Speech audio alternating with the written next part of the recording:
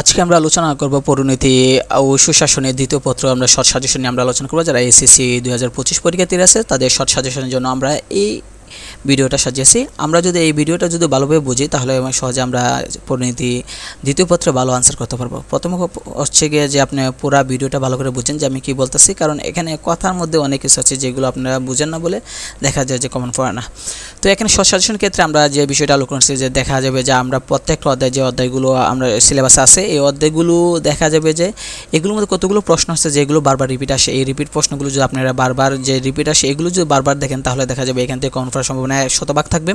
তো 100% কমন তখনই পড়বে যদি আপনি এই যে জ্ঞানমূলক যেগুলো আছে এগুলো যদি আপনি বুঝে পড়েন। অনেকে দেখা যায় যে আন্দাজে মুখস্থ করা যায় বা একবার পড়লে দেখা যায় যে বুঝে না বিষয়টা কি।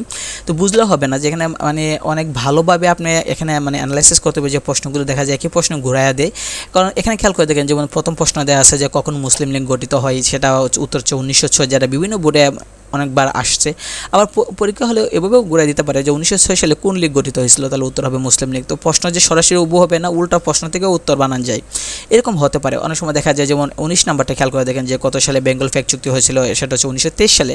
আবার পরীক্ষার মধ্যে এভাবেও আসতে পারে যে 1923 সালে কোন চুক্তি হয়েছিল, সেটা হচ্ছে গিয়ে যে বেঙ্গল ফ্ল্যাগ চুক্তিটা।